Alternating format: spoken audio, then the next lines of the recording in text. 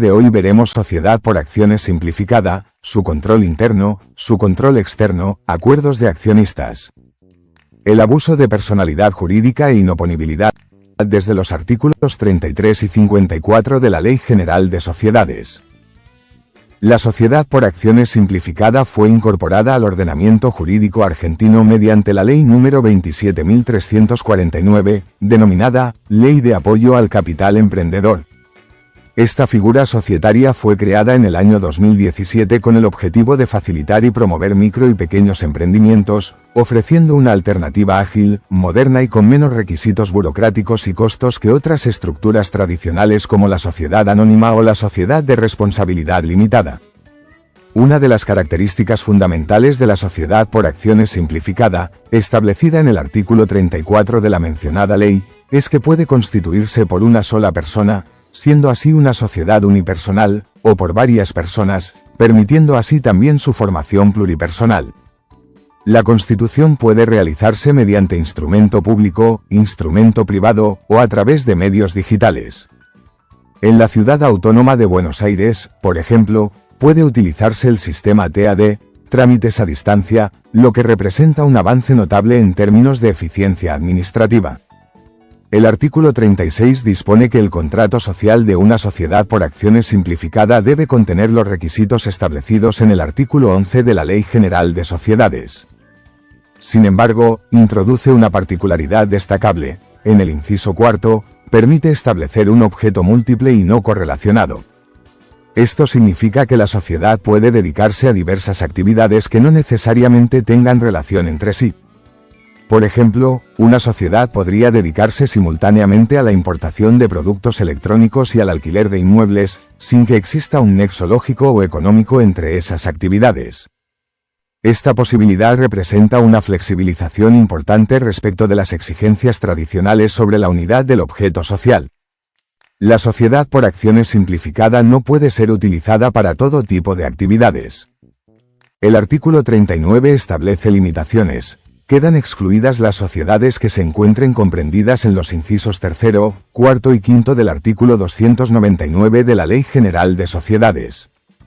Es decir, no pueden ser sociedades por acciones simplificadas aquellas que se dediquen a prestar servicios públicos, aquellas que desarrollen actividades financieras o bancarias, y aquellas que requieran la fiscalización obligatoria por sindicatura, como las sociedades con participación estatal mayoritaria. En cuanto al capital social y los aportes, pueden realizarse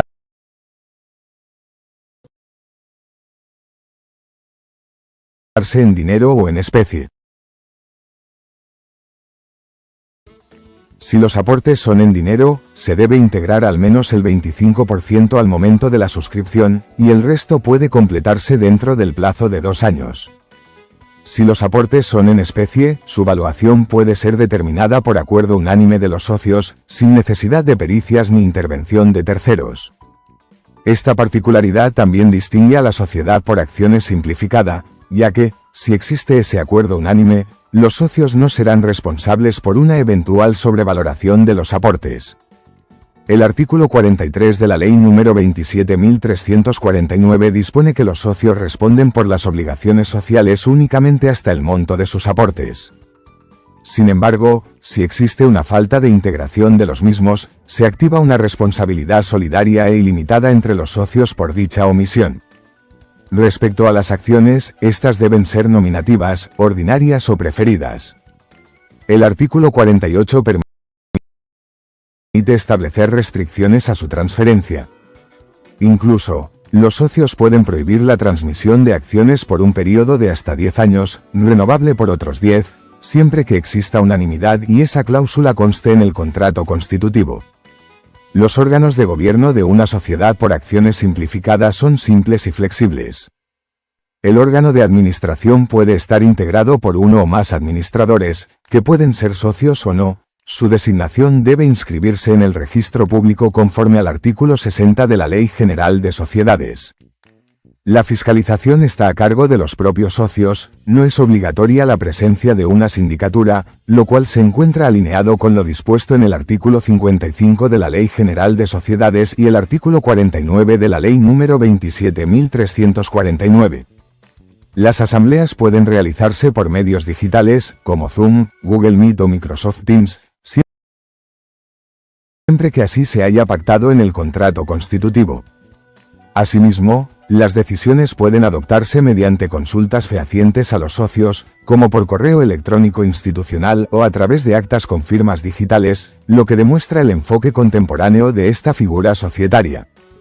En cuanto a los libros obligatorios, el artículo 58 establece que la sociedad debe llevar libros contables, como el libro diario y el de inventario y balances, el libro de actas y el registro de acciones. Todos estos pueden llevarse en formato digital conforme a la normativa vigente del organismo de Contralor. Para los conflictos internos, el artículo 57 permite incluir cláusulas de arbitraje en el contrato social, como mecanismo alternativo de resolución de disputas. Este arbitraje puede ser de derecho o de equidad, dependiendo del perfil de los árbitros seleccionados.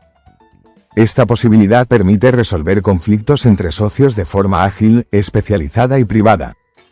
Por otra parte, cualquier sociedad que se haya constituido bajo la Ley General de Sociedades puede transformarse en sociedad por acciones simplificada, conforme a lo dispuesto en el artículo 61 de la Ley número 27.349, en consonancia con el artículo 41 de la Ley General de Sociedades, que regula los efectos de la transformación societaria.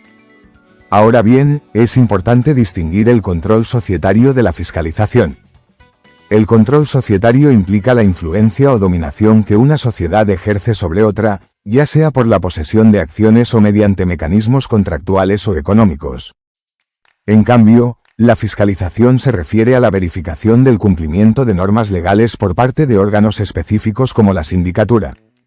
El artículo 33 de la Ley General de Sociedades define las formas en que se configura una sociedad controlada. En su inciso primero, establece el control interno de derecho.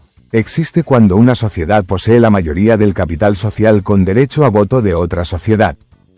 Por ejemplo, si una sociedad A tiene el 80% de las acciones de una sociedad B, puede imponer decisiones asamblearias, designar autoridades y definir el rumbo estratégico. El inciso segundo del artículo 33 contempla el control interno de hecho y el control externo de hecho. El control interno de hecho ocurre cuando una sociedad, sin poseer la mayoría formal de las acciones, logra imponer su voluntad en la asamblea gracias a la inasistencia o desinterés del resto de los socios.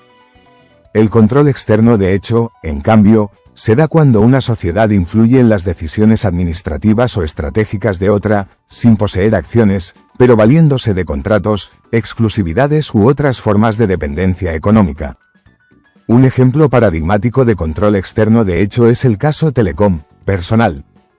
Allí, la Corte Suprema de Justicia de la Nación concluyó que, a pesar de que las empresas eran formalmente independientes, actuaban exclusivamente para una sociedad madre, lo que justificó la declaración de un grupo económico y la responsabilidad solidaria de la sociedad controlante en materia laboral. En este contexto, es relevante hablar de los acuerdos de accionistas, también conocidos como sindicación de acciones. Estos acuerdos no están regulados por la Ley General de Sociedades, por lo que se rigen por el derecho común de los contratos. Se trata de convenios mediante los cuales los accionistas acuerdan cómo votar, cómo limitar la venta de acciones o cómo ejercer sus derechos de manera conjunta. Estos acuerdos son extracorporativos, es decir, no obligan a la sociedad y su incumplimiento solo genera responsabilidad entre las partes firmantes. Por ejemplo, si 3 accionistas pactan votar juntos en una asamblea y uno de ellos no lo hace, la decisión adoptada es válida y no puede ser impugnada por la sociedad, pero los demás podrán reclamar el incumplimiento contractual. Un tema clave en el derecho societario es la inoponibilidad de la personalidad jurídica. El artículo 54 de la Ley General de Sociedades, en su segundo párrafo, establece que no puede invocarse la personalidad jurídica de la sociedad cuando se la utiliza para encubrir fraudes, violar la ley o actuar en contradicción con el orden público. En estos casos, los socios o controlantes serán responsables solidaria e ilimitadamente. Este mecanismo se conoce como levantamiento del velo societario y permite atribuir responsabilidad personal a quienes utilizan la sociedad de manera fraudulenta o abusiva. No basta con el mero incumplimiento de una obligación para aplicar esta figura, es necesario acreditar que la sociedad fue utilizada dolosamente para eludir responsabilidades o perjudicar a terceros. Por último, la Ley General de Sociedades establece, a partir del artículo 74, distintos mecanismos de reorganización societaria. Estos son la transformación, la fusión y la escisión. La transformación permite cambiar de tipo societario sin que la sociedad se disuelva ni se liquide. Por ejemplo, una sociedad de responsabilidad limitada puede transformarse en sociedad anónima o en sociedad por acciones simplificada, conservando su personería jurídica. La fusión puede ser propia, cuando dos o más sociedades se disuelven y crean una nueva, o por absorción, cuando una sociedad absorbe a otra que se disuelve, pero sin liquidarse, y el patrimonio pasa íntegramente a la sociedad absorbente. La escisión, por su parte, puede adoptar distintas formas. Puede transferirse parte del patrimonio a una nueva sociedad sin que la sociedad originaria se disuelva, puede crearse una o varias sociedades filiales, o puede producirse una escisión total en la que la sociedad originaria se disuelve y su patrimonio se distribuye entre nuevas sociedades. Cada uno de estos mecanismos de reorganización tiene como finalidad la continuidad